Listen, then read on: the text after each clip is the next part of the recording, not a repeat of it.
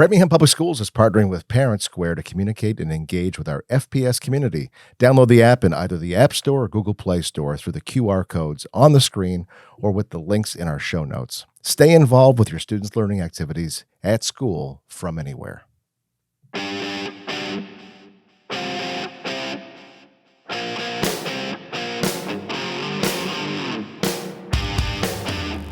All right, everybody, so welcome to the first episode of the Bobcast. Bob Tremblay, Superintendent of the Framingham Public Schools.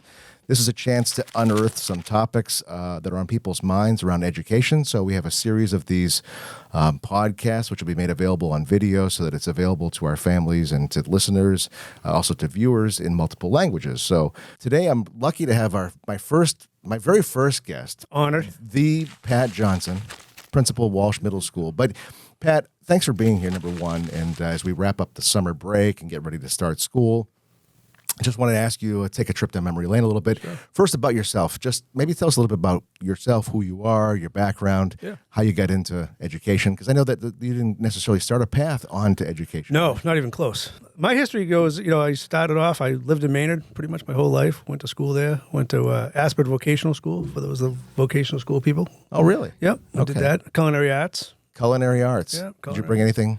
I didn't bring anything today. Sorry, I didn't. I figured we were busy talking, so it'd be rude to eat at the same time. But yeah, so left there, went to Johnson & Wales down in Rhode Island. Graduated there with a hospitality degree. From there, managed Marriott hotels, restaurants for 5 years, I think, maybe 6 years. Then it's not really conducive to family life. So I started coaching at the high school level in Maynard. And I said, I need to find a job that I can coach, actually. And so my old art teacher was the principal at Maynard, the middle school in Maynard. So I went down, talked to him, and he hired me as a 7th grade tutor. Wow. So Maynard all the way through as a child? Yeah. Yeah. Wow. Yeah. Okay. And so I went from there. I was a 7th grade tutor for 2 or 3 years. Okay. And then he made a deal with me. He said, if I can get my teaching certification, when the new building opens up, he'll make me a tech ed teacher. Okay. And so 3 years later, I had my certification. So you weren't teaching culinary arts, though? No. But you were doing tech ed, so Tech ed, because of my business background.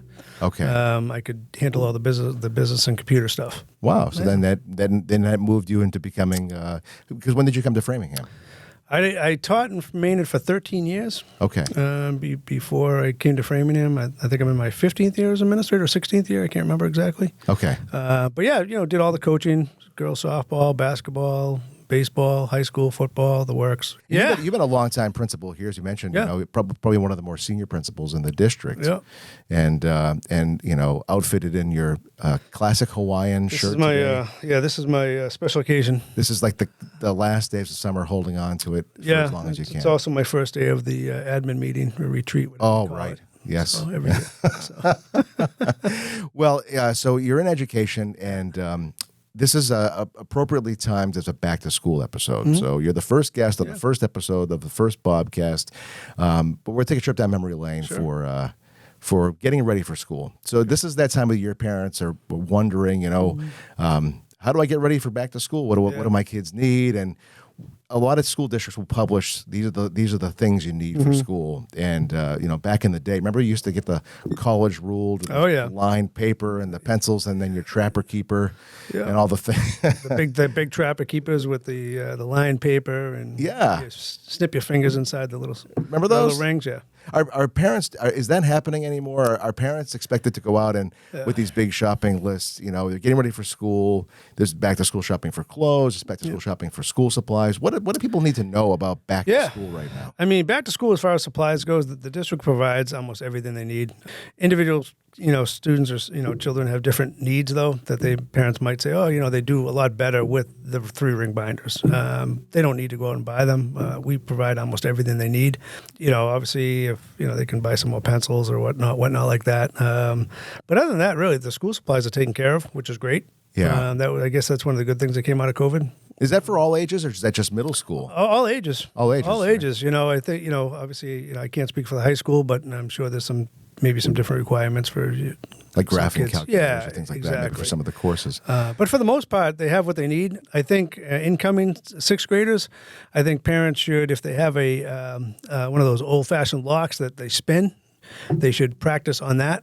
For a locker. For the right, left, right thing. That's very helpful. For incoming sixth grade, they've never used lockers before. And so just if you got an old lock at home, or go to the hardware store and pick up a 50-cent locker and practice using the locks. You guys teach them how to use the lockers? Yeah, we have like a orientation evening. I think all 3 middle schools do. And they can come in, they walk around, find their classes, find their homerooms, find their lockers if they want to use them. Kind of practice a little bit. They're small, so you can't put a ton of stuff in there. But in the wintertime, you can throw a jacket in there, a sweatshirt in there. You can throw your books in there. Okay. Yeah. So those days of like, come on, kids, get in the car, we're going back to school shopping. Is that still a thing? You don't need to do that. No, you don't need to do that. You don't need to. But there are other people who really kind of get excited. Like this becomes almost a holiday. It's time to go to Staples or wherever you're going, or Walmart. Students really want something. I mean, a lot of kids like their certain folders to keep the different things. We do provide them, but some kids like different ones. As far as clothing goes, I mean, whatever the students really feel comfortable with, knowing that the building in the fall and in the spring gets very hot. Yeah. And in the winter is obviously a little chilly. I remember my parents brought me back to school shopping. Part of that journey, right? So there's the materials, but then there was the clothing. Yeah. I remember going to Sears and Roebuck and I had to wear I had to get the Tufts. Remember the Tough Skins jeans? Yeah, that's Tough you get beaten up for that. Wow, seriously, you could. And I remember crying in Sears. Yeah. Why am I wearing these? Why am I wearing these? They were so rigid. There was like. The pants didn't bend with you. Couldn't move. You couldn't move. No. I don't know why my parents. No. That was the thing, I guess. Yeah. But it was you knew those are your jeans for the year. Like that was the pair of pants you're going to wear. The big thing is you want them to be comfortable, right? You don't want to be self-confident in what they're doing. Sweatshirts are great. They'll need them in the winter. Is Walsh air conditioned? No AC. I asked the question. I already knew the answer. You already knew the answer to that. Right? No. So more than half of our schools are air conditioned. So there's some of that going on, right? The schools may be comfortable, but there are. So if it's really hot when we start the school year, there's going to be some cooling spaces, and we can take some breaks. But so people need to dress sort of comfortably in case there is. They need to understand that September, you're going to have days that are going to be in the 80s and 90s, and it's going to be a little bit hotter than that in the buildings with humidity. We're always telling people, once you put on a sweatshirt, well, I don't have a sweatshirt. Okay, well, maybe try to bring one and put in your locker or something, or have it available to you. And then have some way to take that sweatshirt off, though, because sometimes it's just in the morning it's cool, but then by 11, 12 o'clock, man, it gets hot. Oh, sure. And if you're not wearing anything underneath that sweatshirt, you're going to be boiling. Yeah, right. So people have to realize that. That's a good point, too. What about other procedures for school or getting ready as people are thinking about back to school? What does that mean? Middle school is tough, man. Middle school is a tough place. Why? Why is it so hard? I think because you're trying to figure out who you are. Yeah. And you're trying to impress your friends. Yeah. And your friends are sometimes more important than the adults around you. Okay. And so 5th to 6th grade coming in, it's a new building for a lot of people. They've never been in there. Most kids, they'll never admit it, but they're probably scared to death when they first come in. And then, they come walking in, they see some of their friends, they get comfortable a little bit, and then comes the cafeteria. And that's a whole nother ballgame. Yeah, what should people know about the cafeteria? Cafeteria it's a big place. Yeah. It's a big place. It's about 300 kids, and it's split into 2. At least our building is. We split it into 2, so it's a little more manageable. Okay. When kids come in, they're all separated by size, by homeroom basically, and they all learn this the first day. So they may not be with all their friends, but they'll be definitely with people they know. Okay, so you walk them through that whole process. Because if you're coming from one of the elementary schools, you have these schools that are merging for the first time in 6th grade. So there's students who might know each other from outside of school, but for many 6th graders, they're making new friends or meeting new people in school. Yeah. So a lot of new, especially that first week coming back. But it sounds like the principals will generally guide students through Absolutely. that process. And every building has their own procedures, I'm sure. But, I mean, that's what we do at Walsh anyways. And, we usually give the 6th graders a little extra time at the beginning of the day, end of the day, and during lunch so they can transition a little bit easier because the hallways can be busy. Because people get nervous this time of the year. Oh, yeah. I mean, coming back to school, did you ever sleep well the night before school as a student? I never did. I mean, I slept okay. I mean, really? Yeah, you're kind of a relaxed guy. In Maynard too, you know everybody, right? And so, well, I suppose that's true. You knew everybody, you knew most of the. You've been in the schools before. I was always nervous though. You still go to bed. You have it on your mind. What's this first day going to be like? My teacher. I think the hardest part in middle school is that who you're friends with, our day one may not be in day 30 or day 60 or 90 or at the end of the year. And there's a lot of that stuff going on. That's true. It's a transformational period of time. Because kids change. You get nervous before the start of school? Oh, yeah, of course. We all do. Do you? Yeah? Oh, yeah, we all do. What do you get nervous about?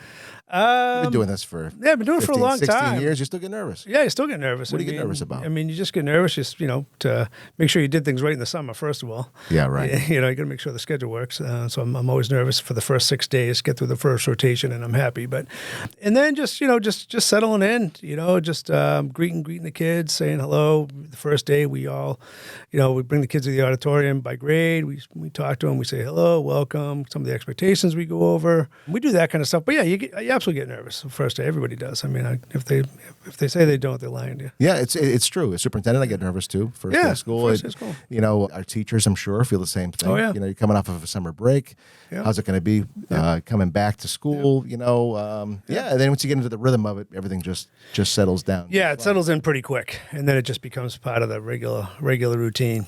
What's your favorite memory growing up? And you think about back to one of your first days of school. Probably the worst thing is when, remember in the CAF, we used to have the metal trays. Oh, yeah. And all that stuff, and you go through the lunch line, and you're coming out, and you're paying for lunch, and then all of a sudden the thing drops, and it makes a huge noise. Everybody claps and cheers. Very embarrassing. What did you have for lunch that day? Yeah, soup. It was probably the chop suey. American chop suey. American chop suey. It's American chop suey. That was one of the standard staple meals. And that's probably the worst. And walking through the line and drop makes a huge noise, spills everywhere. The whole place goes crazy, and you feel like, oh, is there a hole I can fall into? But you survived. Survived. The thing that I was mostly self-conscious was getting to school totally sweaty. Oh yeah. In August, especially when you're in eighth grade. Eighth grade, coming in, and your shirt's soaked through. What do you do then? Yep.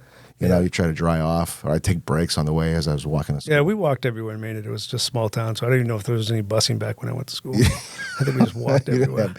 Wagons and horses. I just think we just walked everywhere. All the friends just hanging out. Well, I'm hoping we have more buses. More buses would touching be on that nerve. unbelievable. And now, here are some reminders from the Framingham Public Schools. The first day of school is fast approaching. Here are some important dates. Monday, August 26th is the first day for staff and is the 9th grade orientation. Wednesday, August 28th is the first day for grades 1 through 12. There is no school on Monday, September 2nd for Labor Day, and on Tuesday, September 3rd for Voting Day. We will welcome our pre-K and kindergarten students into the Framingham Public Schools on Wednesday, September 4th. If your student is attending blocks at Juniper Hill, your student will begin school on Thursday, September 5th. We wish you all a great start to the school year and look forward to seeing you all on your first day of school. Yeah. We're going to do a little game. Oh, okay. Game. I like games.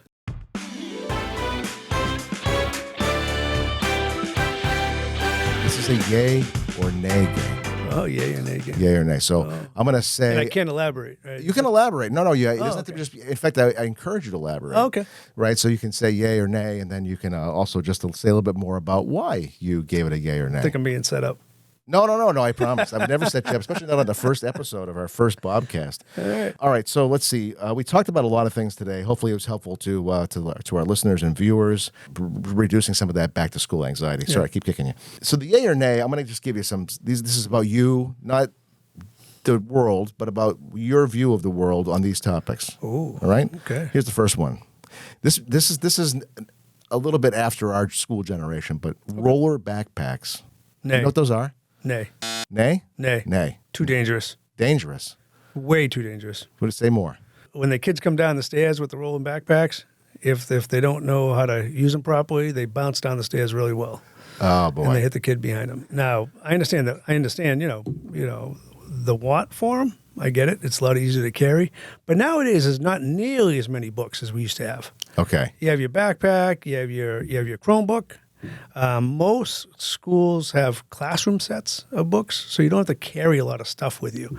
It's not like the day you have 7 classes, you have 7 massive books you're carrying on your shoulder.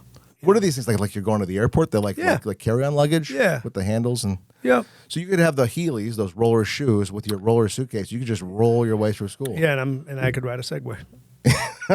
So we encourage using. So we don't want kids buying roller shoes either. No, do not do that. That's dangerous as well. Okay, so we want nothing rolling. I would say nothing rolling. Except buses. We want buses rolling on time. On time. We want buses rolling on time. All right, yay or nay on coffee? Oh, yay. Yay. 100% yay. How do you take it? I take it with 2 cream and probably 2 sugar. I'm going to make a note of that so I can get Yeah, it's pretty good. I would say nay for kids with coffee. Oh, That is a big issue. So kids should not roll in on their Heelys with their roller backpack. Yeah, or the best is when they come late to school, but they have a coffee in their hand. Oh, yeah. I'm like a that Starbucks refresher or one of the Energizers. It drives me crazy. I'm like, you're already late. So you're late because you went to coffee? You don't need coffee. You're a kid. You have enough energy. Yeah. All right. So stay away from the coffee. So yay for the adults, nay for the kids. Yeah, there's no need. All right. Fair. No fair. Need. Harry Potter. Yay.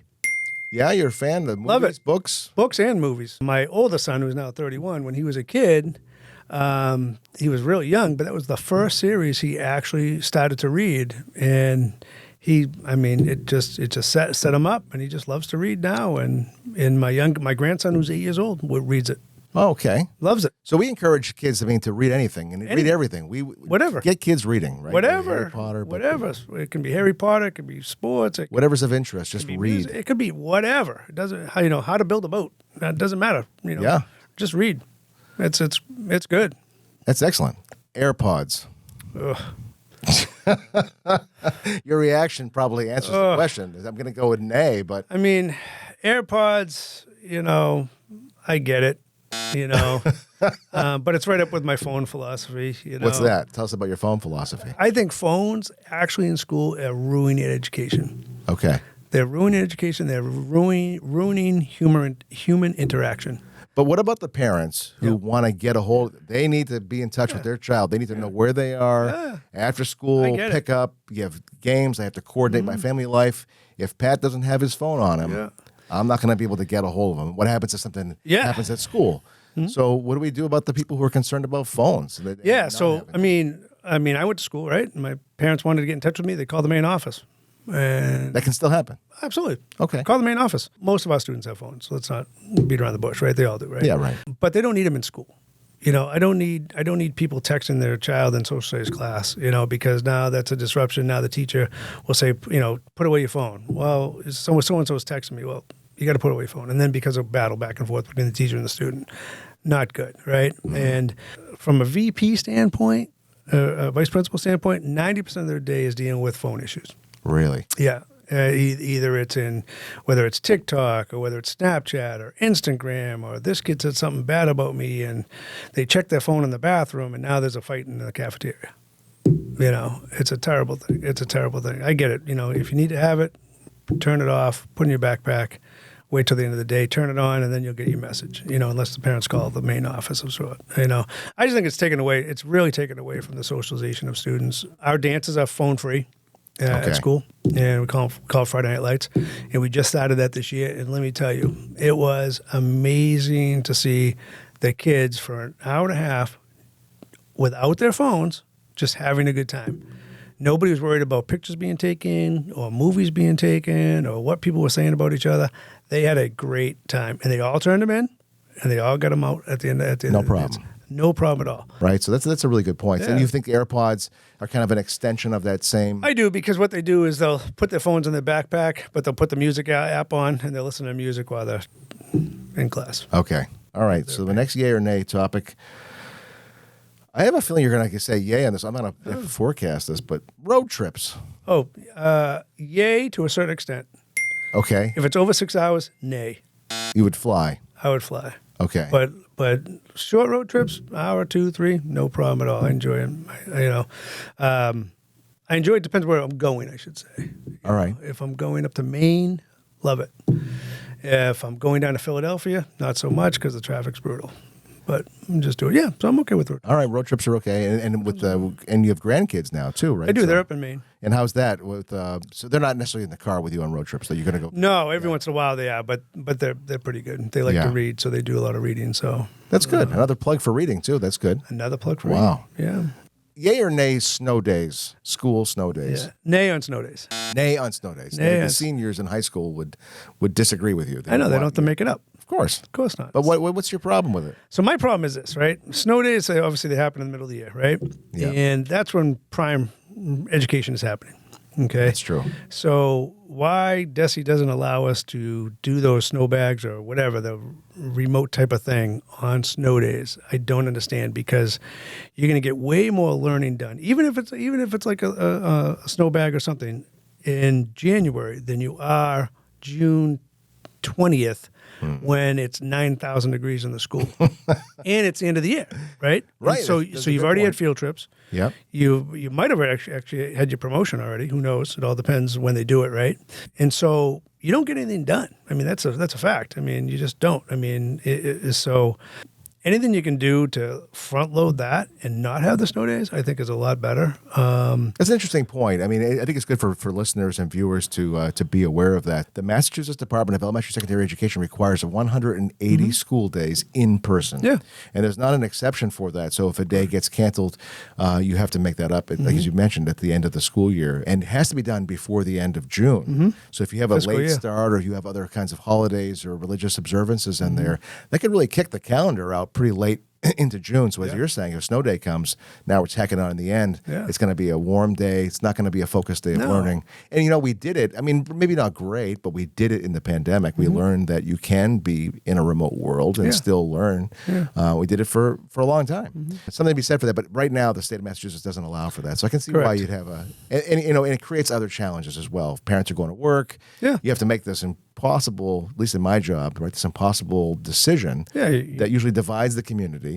People still have to go to work. Then I worry about kids being home alone without supervision because parents have to go to work. Yeah, there's a lot of things to it. It's one of the things. I give that a nay also. Yeah. I don't love snow days. I don't either. And I wish we could actually have, if there's a way to, this is probably a school committee question, so I'm going to throw this out at them. If we have any full day PD days in March, April, May, June, switch those over to half days to make up the snow day. So you don't have to bump to the end of the year.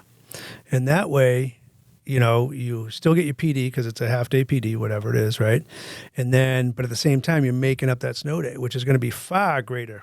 It's going to be, the benefits are going to outweigh the negatives for sure if you do it like that. And then kick that PD day to maybe the end of the year. Or You still need the PD. Or just have the half day PD. I see. Because as a teacher, and I can speak as a teacher when I was that, the full PD Taking days, some liberties in this podcast. I am taking them. All right. I'm that's going. all right, I'm yeah, going that's around. all right. Yeah. So Give you a pass on that one. yeah, I'm going to give you a pass. So as a teacher, once you get past lunch, just like the kids, it's really hard to focus sometimes. No, good stuff. All right, back to the first day of school. Just some final tips, tricks, reminders. Game's over. Game's over. That's it. You passed. So remind us again. So you mentioned the lockers and the left, right, left. Practice those things. One of the things I remember dreading growing up was my mother said to me, it's like the last couple of days before summer break, Bobby, you need to go to bed. Yep. You need to practice going to bed early for school. That was like the kiss worst. of death. The worst. It was the worst. Like, I don't want to practice. It's still summer. Yeah. But does that make sense? Is it worth practicing? Why is that even matter? I mean, I think, especially middle school when kids, could be staying up till 9, 10, 11, some of them, maybe even midnight, who knows, right? Kids need a lot of sleep at this age. They just do. And they're not going to be able to sleep till 7, 8, 9 o'clock in the morning once school starts. So I would say probably 10 days out, 14 days out, start to bring that down a little bit. So it's not just like, hey, you're going from 11 to 9 or 11 to 8, you whatever it is, you're just bringing it down little increments at a time, 15 minutes, half an hour at a time. And so they get their body gets readjusted to the 7, 8 hours sleep, whatever they need, that, and, eating a little bit early, eating at, don't eat at 8 o'clock at night, eat at 6 o'clock at night, right? Start to wind yourself down by 8 o'clock at night. Kids are notorious for bringing their cell phones, into their bedrooms. Well, they're not really sleeping. Yeah, right. They're on the cell phones. And so, making sure those are put away at a certain time. So that way they can start fresh when school starts. We provide free breakfast for everybody, right? Okay. For every single person. So it doesn't matter if you're eligible for free reduced lunch. Everybody gets it. If you want breakfast, come and get it. And that's at every school, by the way. So you can get breakfast anywhere, lunches as well. Yep. So we provide our meals. So we provide meals for everybody, breakfast and lunch. We provide, it sounds like we provide our instructional supplies for everybody, unless families want something above and beyond that's unique for them. Sure. We don't provide clothing, although we do have some clothes for families that are in need. So if that's the case, reach out to me and we can help do that. But if families do want to go do some shopping, shopping. Yeah. Sounds like your advice is to keep it light, especially Keep in it these minimal. days. Keep it minimal. Keep it minimal, but keep it appropriate, and no rollers and bags and Stay away from all that shoes. stuff. Stay away from that stuff. Yeah, you don't need the expensive stuff, and I would say definitely label sweatshirts and jackets. We probably donate $2,000 worth of really nice clothing. Oh yeah. At least 2 or 3 times a year. Once before the winter break, and once before the end of the year. And I mean, there's North Face jackets there. There's some high end stuff. And we have a lost and found. And we tell the kids, look at the lost found. Look at the lost found. Look at the lost found. Very rarely does it ever get taken. So that's a good point. Label your clothes, and that goes back to when we were kids. Well, yeah, we used to label. Labeling the clothes, right? Yeah, label them so we know who to give them to. That's a good idea. So label your clothes. Yeah, and if cell phones, just remember, if the kid loses a cell phone, they lose a cell phone. Yeah, right. There's not a lot we can do about it. Some phones have Find My iPhone. Same with Airpods or anything like that.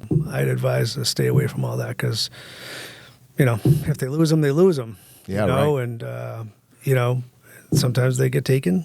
Sometimes we find them. Sometimes we don't. We still have a little bit of time before the school year starts, but for many families around this time of the year, and even for some of our students, I would say there's that craving of structure that comes back. Summer is nice because it's free. You can sleep late, you can do things, you can spend time with friends and family and just kind of chill out. But it's also a feeling of, I kind of want to come back to, for our older students, they're going to already have started captain's practices and school, has already begun for them in many regards. But for our students coming back, and for our families, the craving of that structure is helpful. And it's expensive to have summer break as well, for a lot of our families too. So I think that's going to be an exciting time. We hope for a great school year ahead. Any last parting advice you want to give? No, I think just, know that it's okay to be nervous. Everybody is. And every single person who walks in that building day one is going to be nervous. Obviously, if you get there on time, Walsh parking lot is brutal. So if you plan on being to school by 8 o'clock, don't show up at 5 of 8 because you're not getting in and out of the driveway anytime fast. So come if you can. If you're an incoming 6th grader, come to that orientation night, which will be late in August. Parents will get information on that. Well, Pat, thank you very much. I know we talked a lot about your school, Walsh Middle School specifically, but a lot of the same rules apply when you're coming into one of our elementary schools or going into high school. You can do the scalability of this conversation to the appropriate level. But we appreciate what you do for our families, for our kids, for our staff, for so many years in Framingham. Thank you for that. I'm glad you're making time for yourself to get on the golf course, visit your grandkids, make those road trips to Maine, and to do what you do. And hopefully you'll come back recharged as well. So thanks a lot for having me. It's been fun. Hopefully I'll come back, be another guest another time. I'd love it. But it was great. It was awesome, and enjoy whatever's left of the summer. So thanks to my first guest, Pat Johnson, for joining me on my very first episode of the Bobcast. Thank you to our listening and viewing audience for participating in our first Bobcast. I hope you enjoyed it as much as I did for the first go. We'll get better with practice, and we'll have more episodes, more information. Again, the idea is to bring our community together, all in celebration and learning around learning for our students, but also to bring us together so that we can all work together in raising our families, our children, schools, and parents and families in partnership. So signing off, first episode of the Bobcast. Thanks again for joining us.